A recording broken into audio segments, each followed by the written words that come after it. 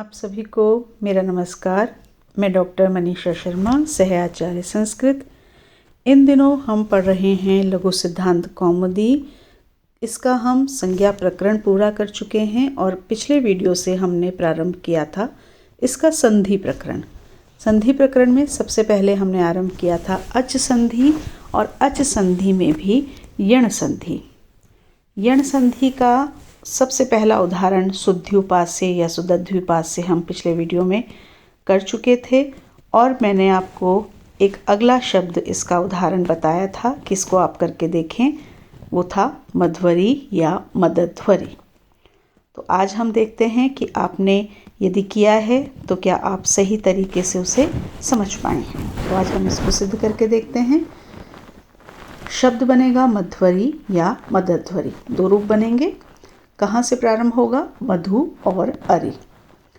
परः सन्निकर्षः संहिता। जब भी हम संधि करते हैं तो हम ये लगाते हैं जो कहता है कि वर्णों की अत्यंत समीपता को संहिता कहते हैं। जब वर्ण अत्यंत समीप हो तो उसे संहिता कहा जाता है और जब संहिता होती है तभी संधि होती है। उसके बाद जो संधि का यण संधि का मुख्य सूत्र है इको यणचि। इको यणचि सूत्र कहता है इक के स्थान पर यण आदेश होता है अच परे हो तो। इक का मतलब ई, उ, री, री। आपको साथ साथ याद करना है, साथ साथ बोलना है ताकि आपको समझ में आता रहे। इक होना चाहिए और इक से परे अच होना चाहिए। अच का तात्पर्य स्वर, सारे स्वर आते हैं अच में। अगर इक है और इक से परे स्वर है, कोई सा भी अच है, कोई सा भी स्वर है, तो इक के स्थान पर यण हो जाता है। यह सूत्र हमको यह बताता है। मधु में जो ऊ है वो इक में आता है, ई ऊ, और उसके सामने जो अरि है, अरि का जो अ है वो अच में आता है, स्वर में आता है। इसलिए हम ये सूत्र लगा सकते हैं और हमें क्या करना है, ऊ के स्थान पर यण करना है। अब यण कौन कौन से हैं? तो यण देखें, य, व, र, ल। 4 यण हमारे पास में हैं। इन चारों में से कौन सा यण करें? य करें, व करें, र करें कि ल करें? इसके लिए हम फिर सूत्र लाते हैं, क्योंकि व्याकरण में कोई भी कार्य ऐसे ही नहीं होता है, उसका नियम होता है, उसका सूत्र होता है। तो इसका सूत्र आता है स्थानीय अंतरतमः, जो कहता है कि एक स्थानीय के स्थान पे यदि एक से अधिक आदेश प्राप्त हो रहे हैं तो आप कौन सा आदेश करेंगे जो उसके सबसे अधिक सदृश हो, उसके जैसा हो, उसका समान हो। तो यहाँ पर जो ऊ है उसका सदृश है व, तो हम उसके स्थान पर कर देंगे व। जब हम उसके स्थान पे व कर देंगे उसके बाद हम सूत्र लगाएंगे अनचि च। अनचि च सूत्र क्या कहता है?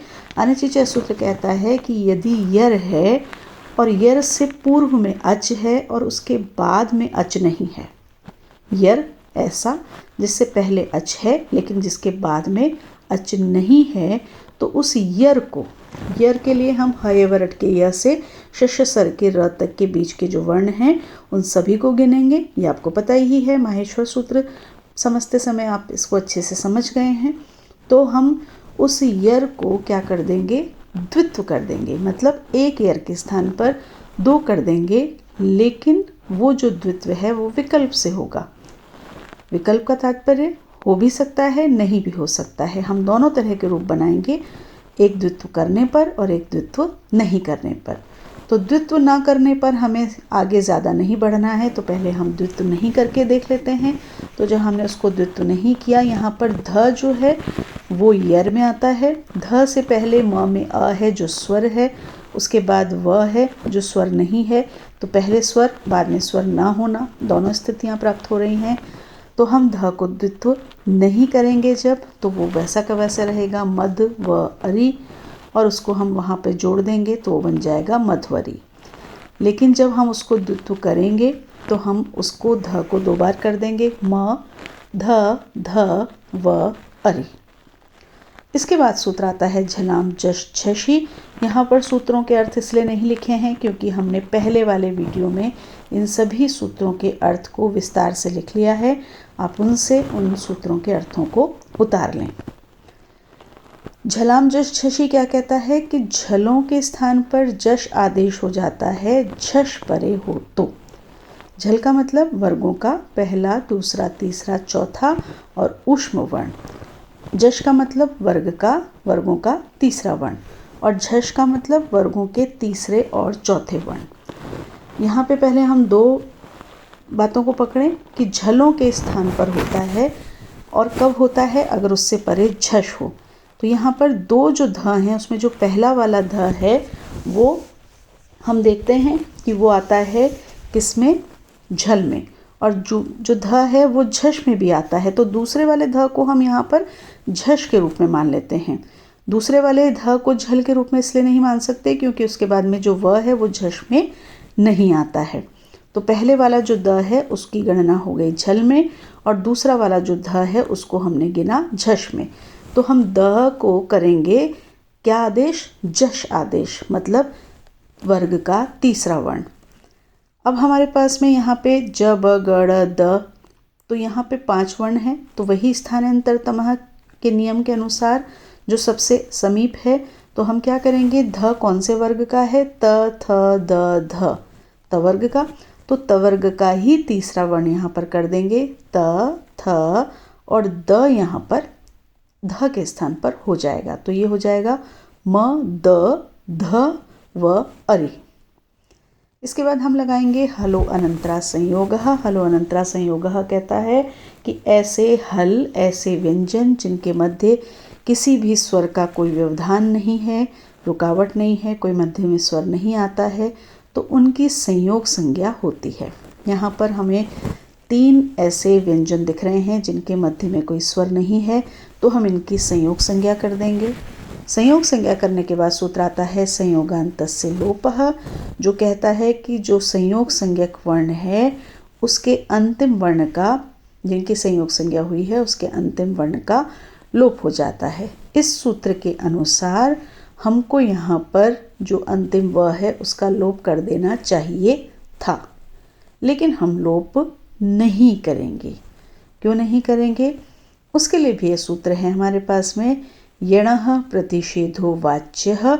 यणः प्रतिषेधो वाच्य कहता है कि संयोगांत पद यदि है उसके अंतिम यण यदि उसमें है, यण य व र ल, वो अगर ये अंत में है, संयोगांत पद का जो अंतिम वर्ण है वो य व र ल में से कोई आता है, तो ये सूत्र कहता है कि उसका निषेध नहीं हो, उसका लोप नहीं होगा। तो जिस व का हम लोप कर रहे थे उस व का लोप हम नहीं करेंगे, और जब हम लोप नहीं करेंगे तो हम उसको उसी तरह से रखेंगे। और म ध व अरि जब तक नहीं हुआ था उसको हमने जोड़ के देखा था, वो मध्वरी, यहाँ पर हम आकर के उसको पूर्ण कर देंगे, वो मध्वरी हो जाएगा। और म द ध व अरि, इसको जब हम जोड़ेंगे तो ये बन जाएगा मदध्वरी।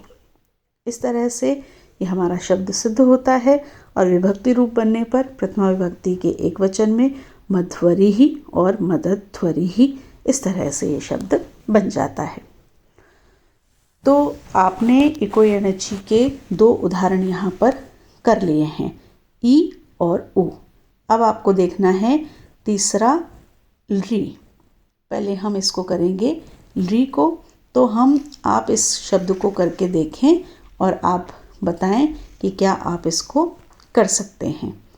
हम अगले वीडियो में इससे आगे का शब्द करेंगे और तब तक आप इसका अभ्यास करते रहें। धन्यवाद।